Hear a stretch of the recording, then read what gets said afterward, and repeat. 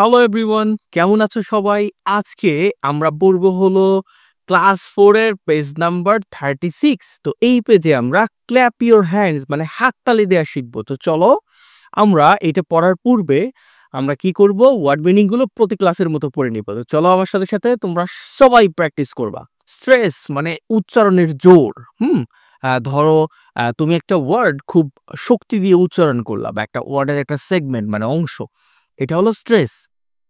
We মানে হচ্ছে আমরা, পার্ট মানে অংশ, ওয়ার্ড মানে হচ্ছে শব্দ, সেন্টেন্স মানে বাক্য, অর মানে অথবা, লাউডার মানে অনেক জোরে, এলিফ্যান্ট মানে হাতি, টমাটো মানে টমেটো বা যাই বলো, আমব্রেলা মানে হচ্ছে ছাতা, ডু মানে করো।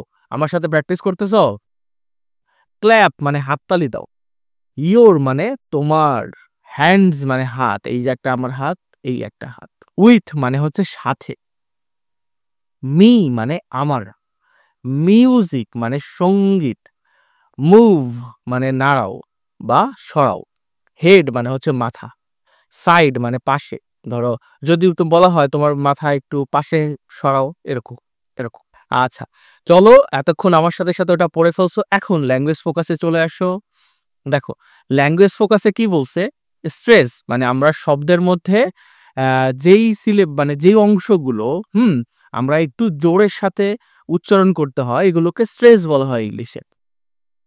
We stress part of words or sentence, আমরা কখনো বাক্যের অংশ অথবা কোনো শব্দের অংশ একটু স্ট্রেস নিয়ে মানে একটু শক্তি নিয়ে বলি। দ্য পার্টস অফ ওয়ার্ডস মানে ওয়ার্ডের বা শব্দের যে পার্টগুলো হয় মানে অংশগুলো হয়, or sentence in blue are louder, যেগুলো ব্লুতে করা আছে সেগুলো হলো জোরে বলতে হবে। যেমন এই এলিফ্যান্ট, এলিফ্যান্টের ইটা জোরে বলতে হবে, যেমন এলিফ্যান্ট, এলিফ্যান্ট, তাহলে এটা একটু জোরে হচ্ছে। আবার এখানে কি হচ্ছে, টমাটো, টমাটো, এই মা এম এ এটা একটু স্ট্রেস দিয়ে জোরে বলতে হবে। এখানে আমব্রেলা, আমব্রেলা এরকম হচ্ছে উচ্চারণটা, আমব্রেলা। তাহলে এই যে ব্রেল, এই এইটা হচ্ছে একটু জোরে হবে। নোটবুক, এরকম বলবো না আমরা যে নোটবুক, এরকম না, আমরা নোটবুক, একটু জোরে হবে এই নোট, তারপর হচ্ছে বুক। তোমরা কি করতে পারো, তোমরা এই ওয়ার্ডগুলোকে তোমরা গুগলের যে তোমার ট্রান্সলেটর আছে, হ্যাঁ, ওখানে দিয়ে তোমার ওখানে একটা আইকন আছে যেটা দিয়ে শোনা যায়, ওইখানে আইকনে বারবার প্রেস করবা এবং তোমরা কি করবা, ওইটার সাথে বারবার শুনবা বলবা, শুনবা বলবা। এইভাবে তোমরা যদি প্র্যাকটিস করো তোমরা ইংরেজির এই ওয়ার্ডগুলো সঠিক উচ্চারণটা দেখতে পাবা, এবং ভালো করে বারবার করলে বুঝতেও পারবা।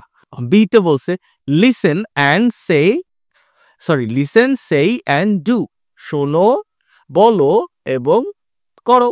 তো এখানে প্রথমে কি বলছে, ক্ল্যাপ ক্ল্যাপ ক্ল্যাপ মানে হাততালি দাও, হাততালি দাও, হাততালি দাও। Okay, clap your hands with me, তোমার হাততালি দাও আমার সাথে সাথে। এটা হলো স্ট্রেস নিয়ে বলতে হবে, clap your hands with me, এভাবে। লিসেন টু দ্য মিউজিক, গান শোনো, and clap your hands with me, আমার সাথে হাততালি দাও। পরের অংশ কবিতায় কি বলছে, মুভ মুভ মুভ, সরে যাও সরে যাও সরে যাও, অথবা নাড়াও নাড়াও নাড়াও, হোয়াটএভার, দুটোই কিন্তু হয়।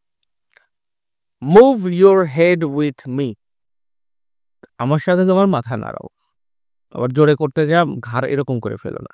Move your head from side to side, তাহলে তোমার হেড পাশে পাশে একদিক থেকে আরেক দিকে সরাবে, এরকম এরকম। Move your head with me, আমার সাথে তোমার মাথা নাড়াও।